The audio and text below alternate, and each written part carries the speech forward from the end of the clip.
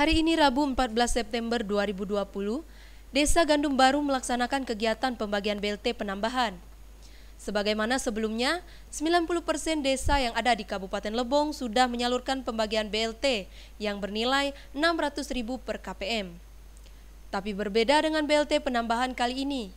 Pasalnya, nilai dari tahap ini berjumlah 300.000 yang terhitung mulai dari bulan ini hingga 2 bulan berikutnya. Penambahan bantuan ini mengacu kepada Peraturan Menteri Desa terkait perpanjangan bantuan langsung tunai atau BLT dana desa untuk 3 bulan berikutnya. Selain itu, pemerintah Desa Gandum Baru juga menyalurkan bantuan masker dari pemerintah daerah yang diserahkan ke masyarakat Desa Gandum Baru. Terkait hal tersebut, Desa Gandum Baru membagikan BLT kepada 56 penerima.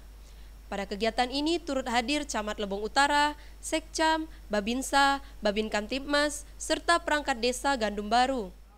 Alhamdulillah pada hari ini mungkin adik-adik saksikan sendiri ya, pembagian BLT tahap 4 ini berjalan lancar, aman, terkendali.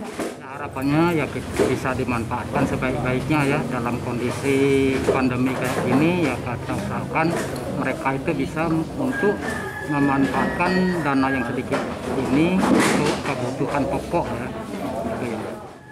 Untuk sementara ini ya baru Desa Lokasari, Desa Tunggang, Ladang Palembang, kemudian Desa Gandum Baru. Untuk desa-desa lain mungkin menyusul. Ada himbauan untuk desa lain, Pak? Ya, saya harapkan segera untuk bagikan BLT tahap 4 kalau sudah tersedia dananya. Sementara itu, terkait bantuan ini, diharapkan kepada penerima untuk mempergunakan bantuan ini sebaik mungkin.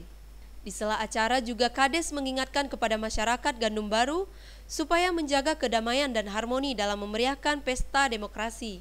Dari lokasi, Dimas Kintan melaporkan.